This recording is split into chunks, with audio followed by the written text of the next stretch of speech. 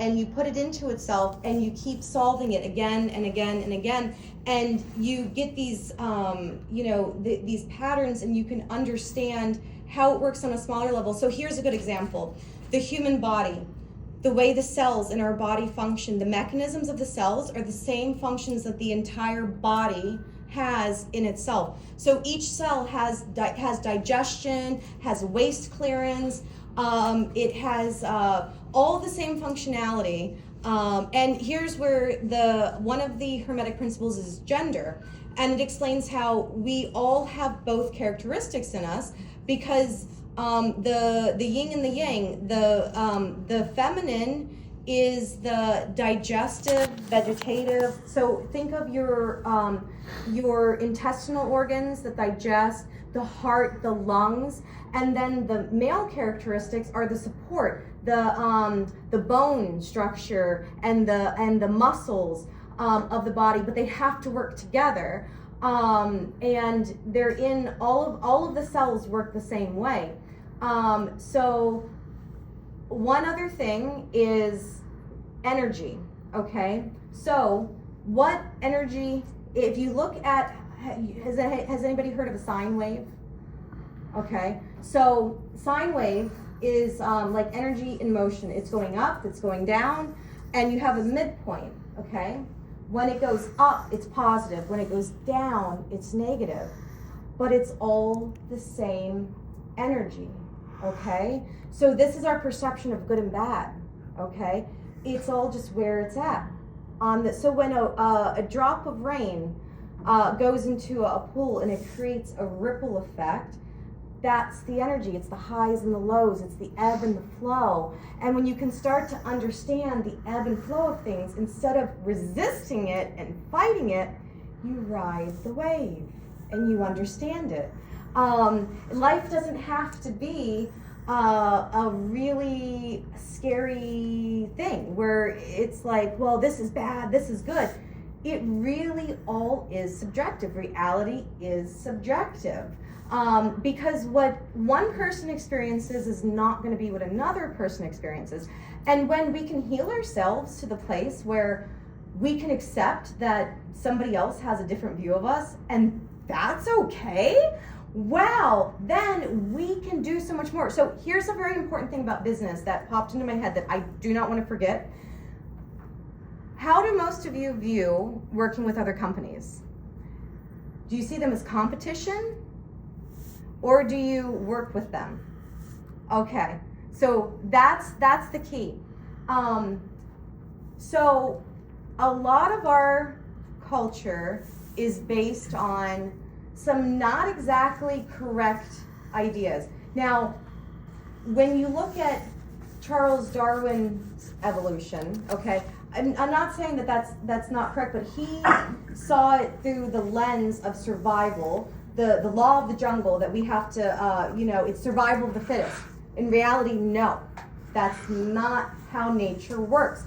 Before him, I want to say, and I should have looked this up ahead of time, I think his name was Jean-Baptiste, I cannot remember the name, but before Charles Darwin was of the upper class. So that's why a lot of his work got published, and so it was their justification of, survival of the fittest. You have more resources or whatnot. But the theory of evolution that came out before him was the one that's actually scientifically correct, which was nature works in harmony. Nature works together. It's all, when something dies, the earth it's all a cycle, and it's not necessarily this survival of the fittest.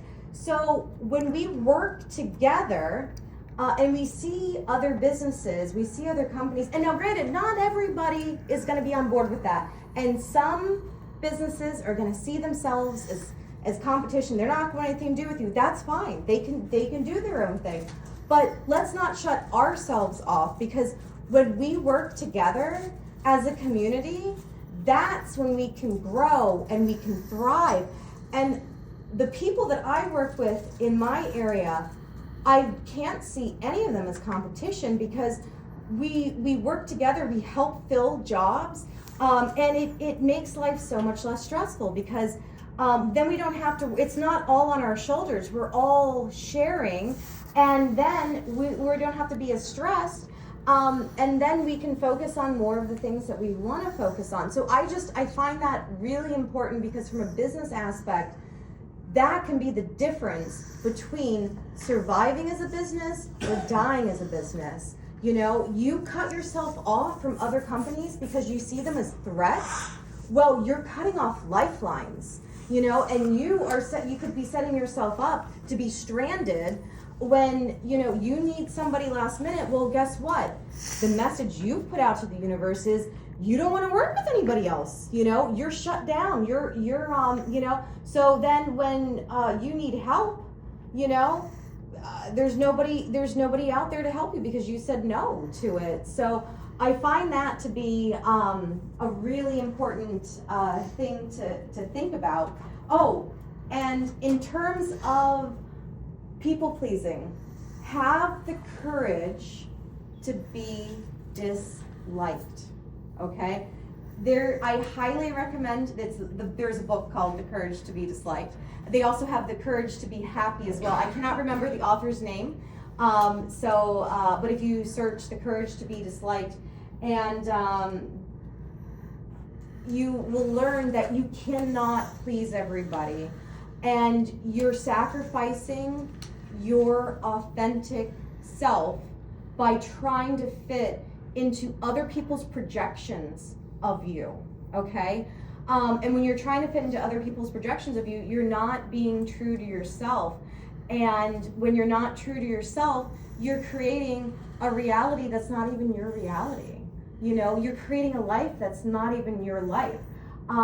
So it's okay for people not to like you. I have wanted people to like me since I was very young, and this is where my people pleasing stemmed out of. I was a nerdy child. I went to a K through 8th grade. I wasn't picked on the teams, and so quick funny story, in 6th grade we still had recess because it was a K through 8th grade. I didn't want to stand out in the church parking lot by myself. I'm very ADHD. I need something to keep myself stimulated. So I started giving people back massages.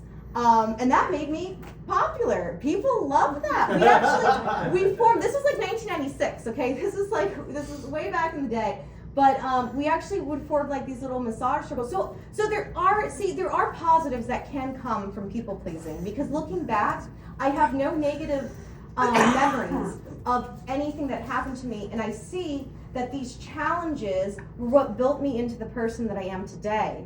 I don't see them as negatives, but I started people pleasing at a young age because I wanted to fit in. And you know, the reason why we people please, it's because back when we lived in tribes, back in the day when we really did have to worry about survival on a way bigger level than what we do now, if you were not kept in the tribe, if you did something and they rejected you, that was death.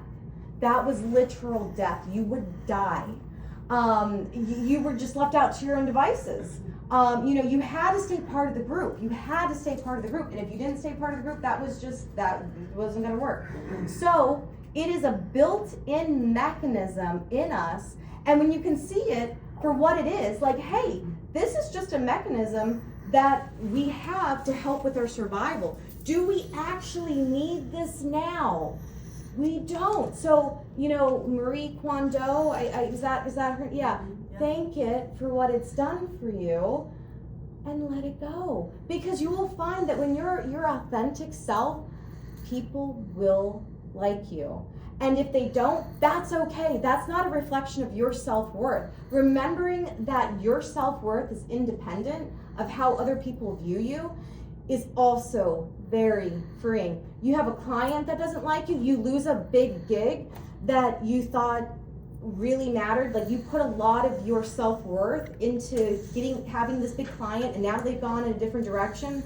No, things happen, things change, and none of that has anything to do with your self-worth. So when you come to a place when you can really see that a lot of the mechanisms the coping mechanisms that we have, they're not your fault.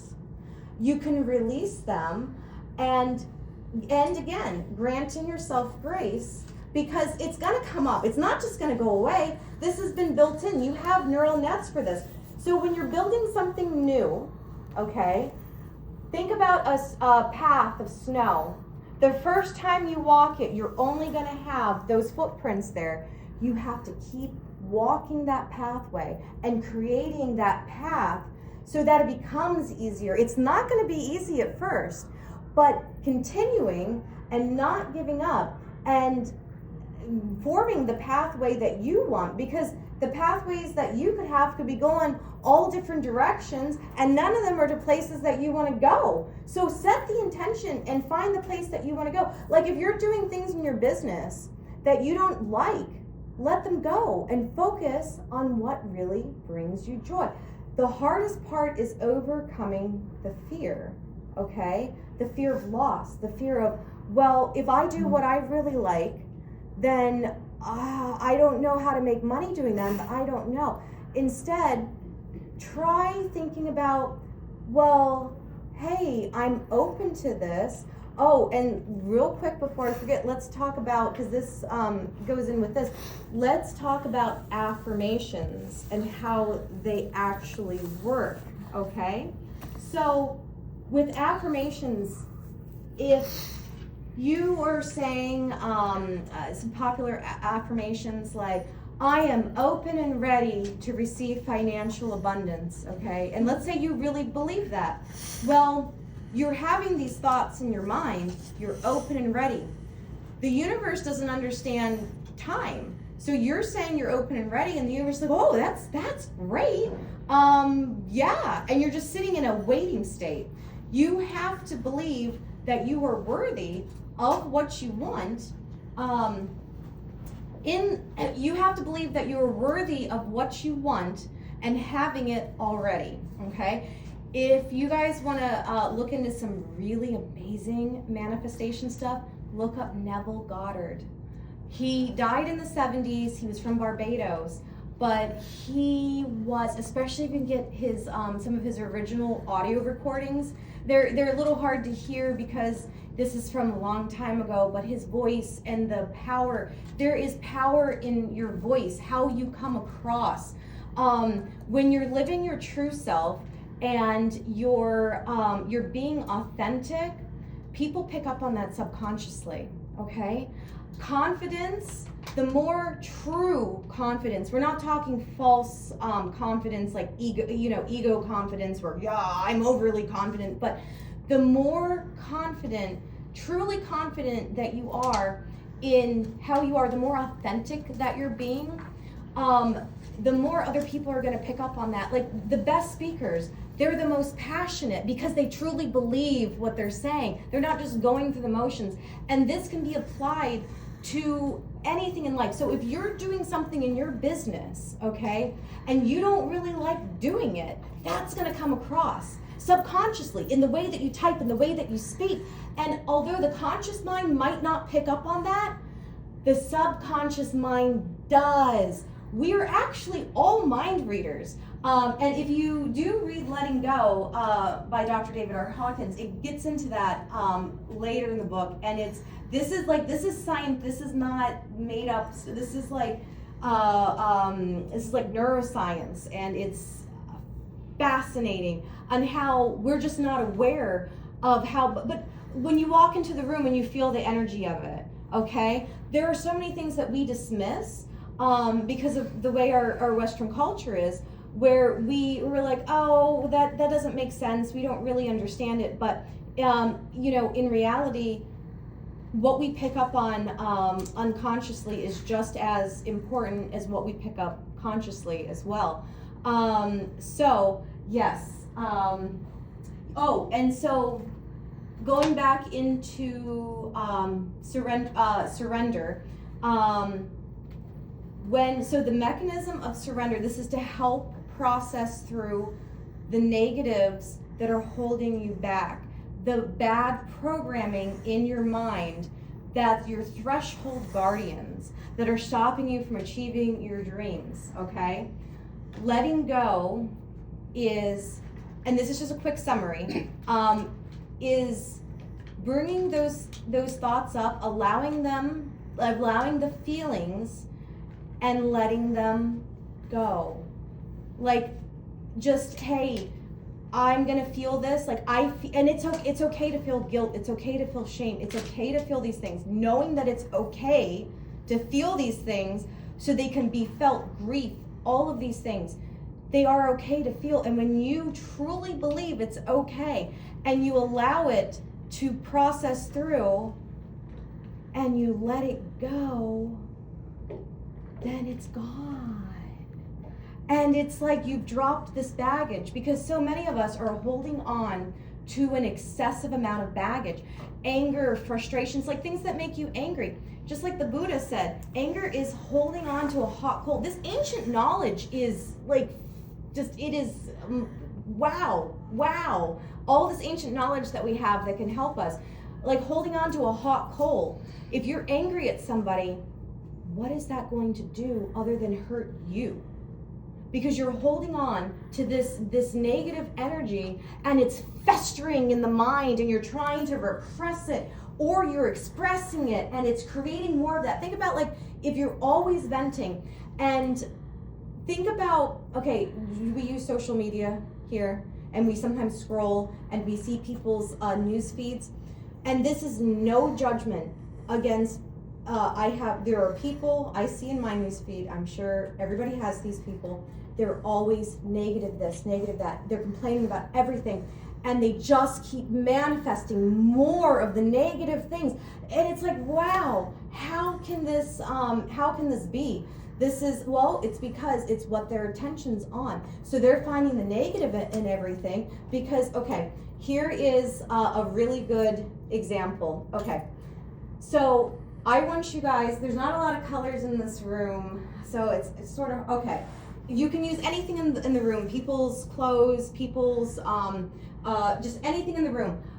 Look around now and look at everything that's blue and make a mental note, okay? Everything that's blue, okay? So focus on the blue, okay? Okay? Guys, getting some good, okay. Now, close your eyes and remember everything that was orange.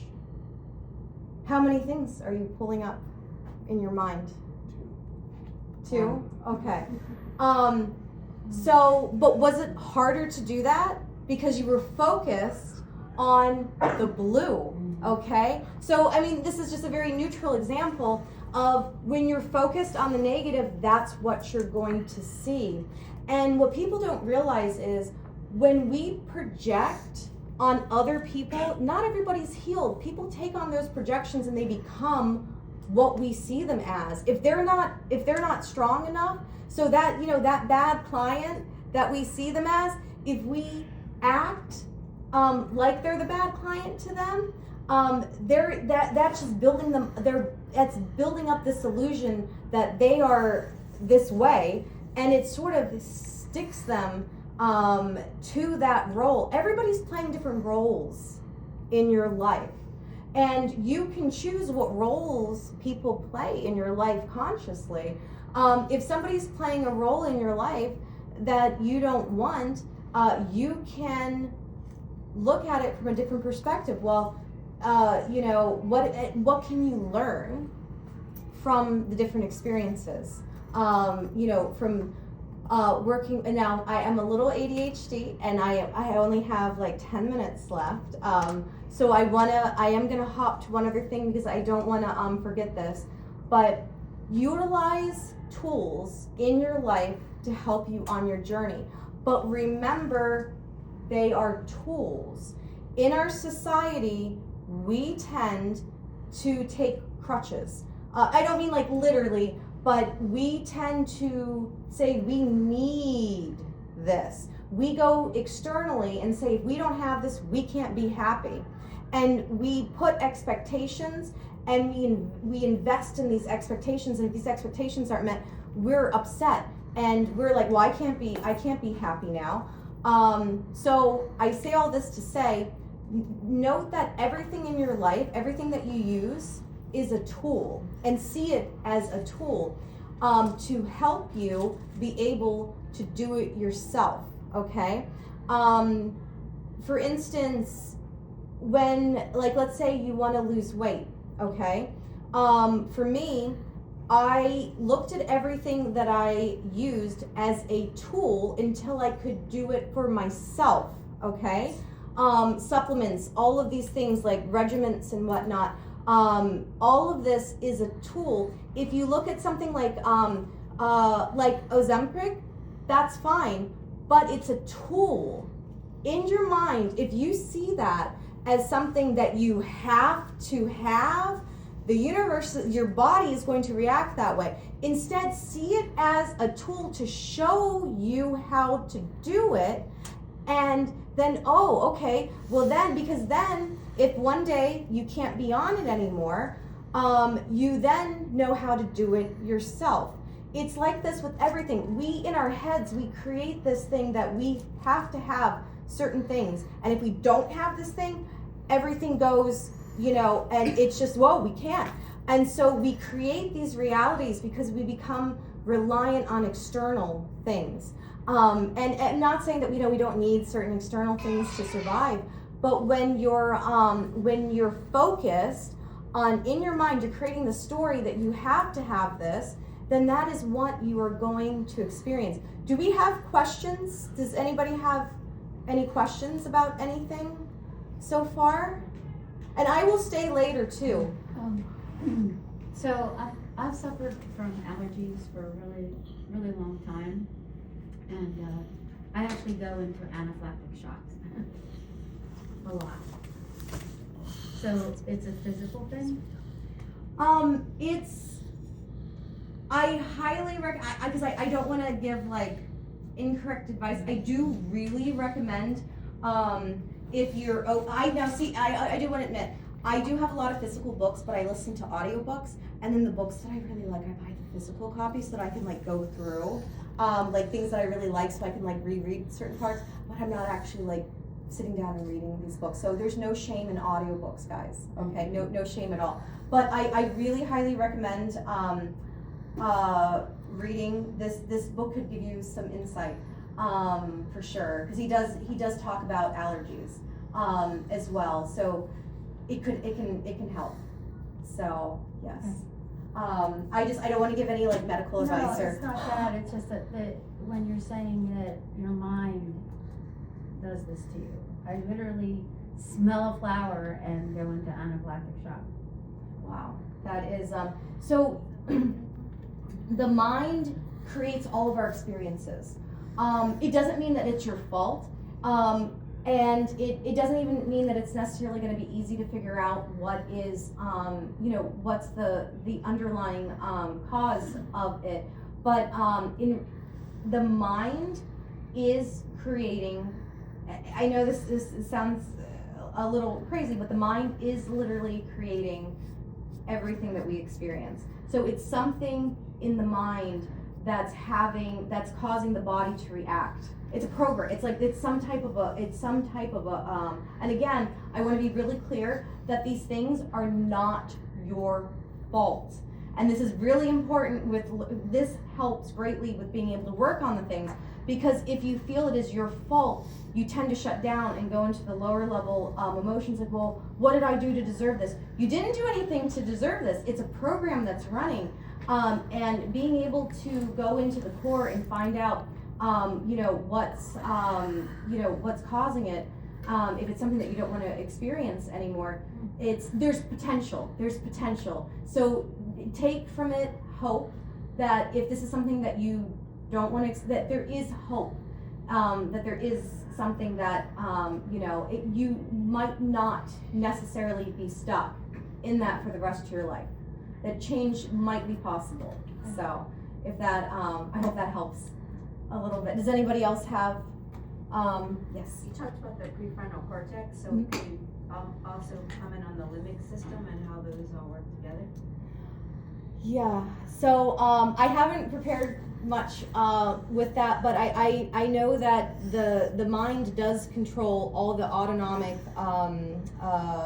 the parasympathetic and the sympathetic nervous system. All of that's controlled by the mind. I do want to give a tip really quick. If you're ever feeling dysregulated and you want to lower your heart rate, if you take 2 sharp inhales, like, and a long exhale, Yoga. that helps. And this is all, yes, this is still symptom treating, but it can really help to put you in a more relaxed state to deal with things. Because if you're in fight or flight, it is not easy to, it doesn't give you a good base to work with things. Because, yes. So yeah, I haven't done enough research on the limbic system specifically to give a really good answer on that. I hope that's not too disappointing. No, because it's, I mean, that's the, like, the emotional center and where all the. It's all, a lot of it is, rewiring. yes, it is all linked together. So I highly recommend How Emotions Are Made by Lisa Ann Feldman. She was in my neuroscience of change course, and that book that's where the tree falling in the forest came from. Does it make sound? No. It's a lot of this is going to reshape what we were taught, the programming that we were taught. It's going to break that apart and show like what's actually going on. So it's been a couple years since I've listened to that book, but she does talk about the limbic system. I don't have enough information at this very moment to get, but How Emotions Are Made by Lisa Ann Feldman, if you're open to listening to that. Do we have any other, yes, Scotty? So like, how do you feel about with like Instagram / smartphones with the dopamine overdose, like Okay. with ADHD and that the doom scrolling and like how, Okay. like Yes. to be able to rewire and get kind of lock in. Yes, I have answers for this. I do have answers for this. So I struggle with I have ADHD, and I sometimes do tons of doom scrolling. It's being observant about what you're doing, because every day we wake up, we only have a certain amount of dopamine in our minds, okay, in our brain. And things that are the little short duration thing, they're giving us these little hits of dopamine, and they're what's making us want to continue to watch these things because they're mentally stimulating. And when you rely on the external to stimulate you, you become addicted to it because you're finding it as the source of what's giving you these happy thoughts instead of going within. So what I do is, I used to be a big gamer. I did cut out gaming, but that sort of came naturally because I would spend tons of time playing little phone games on my phone. So just be conscious when you're going on doom scrolling, like, hey, this is what I'm doing. This is going to deplete my dopamine. But give yourself a break. And like sometimes it's okay. Sometimes you, like if it's late at night, you're going to be going to bed anyways, and you know you're not going to have trouble sleeping. Like every now and then, but just be aware of what you're doing. By being aware of it, it gives you, yes, Karen? I think that a good idea with that too is also to set a timer when you do the Yeah. scrolling. This way it awares you that you can stop now. Yeah. Instead of continuing. Yeah, and setting the intention. One last thing that I do, I'll get your question, that I want to say about social media and the algorithms, and I did have this in my class last year, but the algorithms of social media for ads and everything are based on the same algorithms that the universe is based on. What you put your attention on is what you're given more of. So when people get upset about ads in their social media, know that, and actually there even is a feature, at least I'm only on Facebook because I'm old school, but if you see an ad you don't like, there's like a little button over on the side where you can say see less of this. But if you're aware that what you put your focus on is what you're going to get more of, and I've utilized Facebook ads to really help manifest my life in many ways. That's how I found out about the conference of human consciousness and human evolution. And so many of the things, I have expanded my knowledge.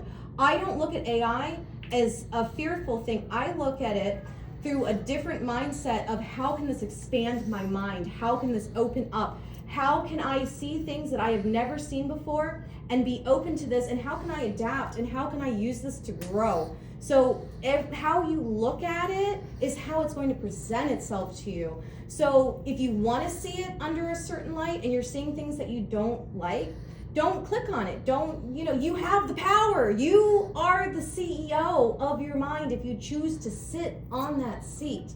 I hope that makes sense. So, and then you had a question back there? You mentioned depleting your dopamine. Mm-hmm. Can you deplete it? Well, it can recharge overnight, but it's just like, okay, this is going to be this is the only thing I can think of that's a really good example. If you've ever heard of like MDMA, there are like these psychoactive drugs that you can take, but they deplete like your serotonin, so it has to recharge.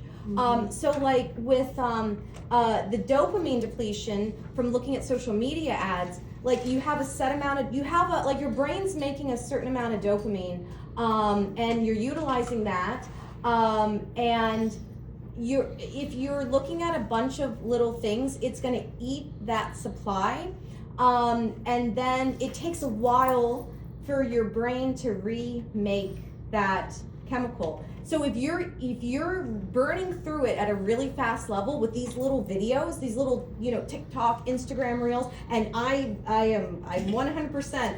This happens to me too. Each one is taking a hit of your dopamine, and it needs time to remake itself. It's just like anything, hair takes time to regrow, or chemicals in your body replace themselves a bit faster than that.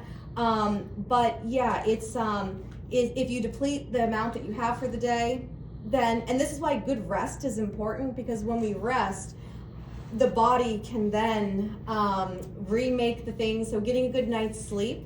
I know the conventions, it's very hard to do that, but it's only for a few days, and then you can recover. But sleep is really important, because that's how everything resets, and you give yourself a full tank for the next day. I hope that helps explain. There is an app also. I am so addicted to my phone, like incredibly addicted to my phone, and I have to admit it. There is an app called ClearSpace. Okay, I've You heard pay of that. for it, Mhm. and then you give yourself like, okay, I can use this app for 10 minutes, 3 times a day. That's it, and then it will stop it. If I to go on social media right now, it's gonna ask you, okay, you need to take a deep breath, and then after the 10 minutes, it stop it for me, and that's because I cannot do it. My conscious mind is doing it. I cannot not stop it. Intention setting will help with that. Building your intention setting muscles by every time setting an intention and saying like, hey, I am gonna give myself a little bit of time to do this, and I'm gonna stick to that, and really putting that in your mind and trying it out, and then building up that intention setting, and then it will get easier and easier. Now, the class is over at this point, but 2 things. One thing, I really want to thank everyone who made it out, and don't leave without getting the little things I have that I'm handing out.